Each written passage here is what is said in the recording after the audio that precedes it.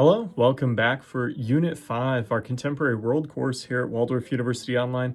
And as we get into Unit 5, we're going to be heading out of World War II. You're going to have a discussion board, an assessment, and an essay. So let's take a look at what each of those things kind of looks like here. So first, over on the discussion board, your first post, as usual, is due by Saturday at 11:59 p.m. Central Standard Time. And we want to be talking about kind of which of the political, economic, social, or cultural changes wrought by the Allied occupation of Japan following World War II was the most significant. So after the close of the Second World War in the Pacific, the United States is going to reshape Japan in incredible ways. And I think there are a lot of good examples of this in the text. There's obviously a lot of good evidence of this on the internet, and I'm interested in kind of your value judgment. So to make these kind of value judgments, we need to be bringing in evidence to support our points, especially when we talk about significance, like we're going to be on this discussion board. The other thing I would remind you as we get into the second half of the course here, sometimes I notice students start to kind of shorten up those discussion posts. We want to make sure that we're putting our best foot forward there each week, getting that first post done, having something to say, bringing in evidence to support our points, fully representing our perspectives in a meaningful way, then also getting those responses due by Tuesday at 11:59 p.m. Central Standard Time. We've been doing a pretty good job there, but let's keep it up and keep having thoughtful, respective conversations over there where we can learn from each other in a pretty meaningful way.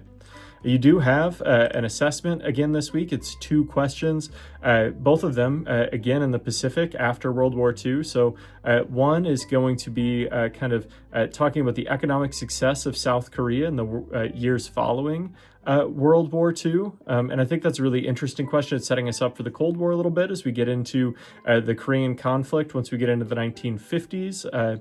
And then your second question over there talks about kind of the geographical location of Australia and New Zealand influencing their history and culture.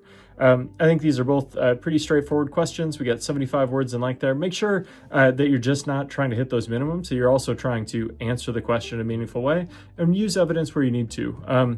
That's one of the things I've been noticing maybe a little bit on the assessments is we're kind of, I think, just trying to get something in there.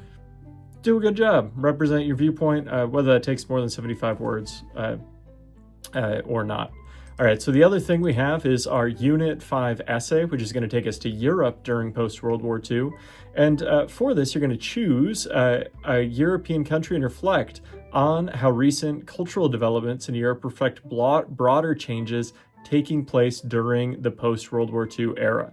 So the instructions over there in the syllabus schedule give you a really good breakdown of the steps to get this done. So you're going to choose one European country to focus on during the post-war era. You're going to find some details, gather facts, start your research.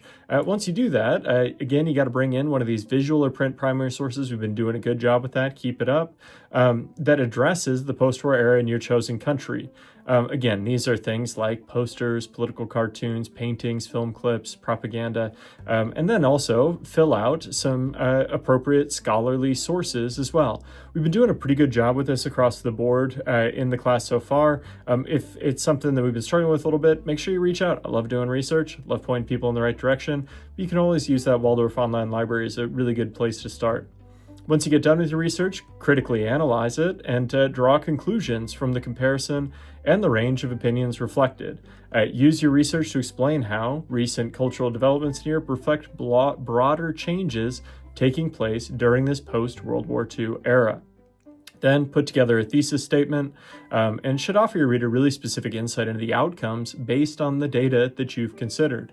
So we've been doing a pretty good job with all this stuff. Keep it up. If you do got questions as you get ready to submit this by Tuesday at 11:59 p.m., make sure you're reaching out. I am here to help. I appreciate the hard work you put in the course so far and look forward to the great stuff you're going to do this week. Good luck.